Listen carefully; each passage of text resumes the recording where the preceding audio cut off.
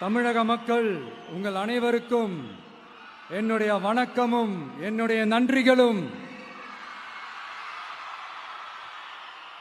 குறிப்பா திருச்சி கிழக்கு தொகுதி மக்கள் உங்கள் அனைவருக்கும் என்னுடைய ஸ்பெஷல் வணக்கமும் ஸ்பெஷல் நன்றிகளும். இதை நான் ஏன் இப்படி சொல்றேன்னா, என்னை இப்போ பெரம்பூர் தொகுதி எம்எல்ஏன்னு தான் சொல்லுவாங்க. பட் ஆனால் அது எலெக்ஷன் கமிஷனோட அந்த சட்ட விதிகளுக்கு மட்டும்தான் அப்படி. ஆனால் என்னை பொறுத்த வரைக்கும், தமிழ்நாட்டை பொறுத்த வரைக்கும், தமிழ்நாட்டுக்கு எப்படி திருச்சி ஒரு இதயம் மாதிரியோ,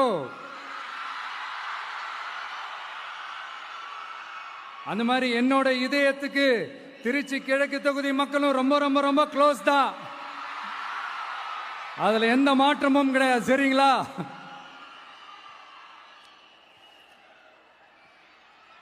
ஆட்சிக்கு சில வாரங்கள் கூட ஆகல. 6 மாசம் அமைதியா இருப்போம்னு சொன்னவங்களாம் 6 நாள் கூட அமைதியா இருக்க முடியல. ஆட்சிக்கு அரை மணி நேரத்திலே ஆரம்பிச்சிட்டாங்க.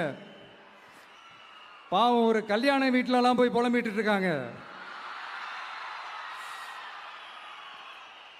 நான் சொன்னதெல்லாம் நடக்குதா? 1 by 1 எல்லா புலம்பல்ஸும்.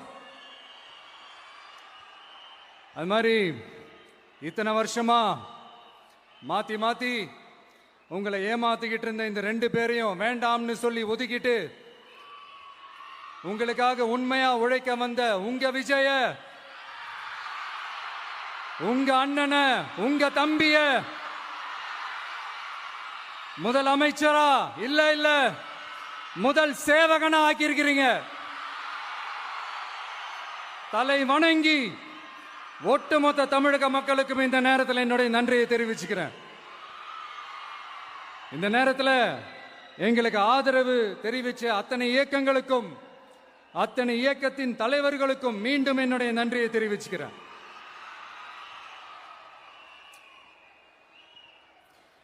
புரட்சி தலைவர் எம்ஜிஆர் அவர்களுடைய முதல் தேர்தலில் கூட இந்த அளவுக்கு ஒரு ஓட் பர்சன்டேஜ் வாங்கல அப்படின்ட்டு நிறைய பேர் சொன்னாங்க. ஆனா நீங்க டிவி கேட்க அவ்வளோ நீங்க ஆதரிச்சிருக்கிறீங்க. நான் எம்ஜிஆர் அவர்களோடலாம் நான் கம்பேர் பண்ணல. எம்ஜிஆர் தான். ஆனா நாம பெரியார், அண்ணா, எம்ஜிஆர் அவர்கள் வழியில ஒரு அன்பா உழைக்க வந்த உங்க விஜய், அவ்வளவுதான். 1977 நீங்க போடாத ஓட்ட 2020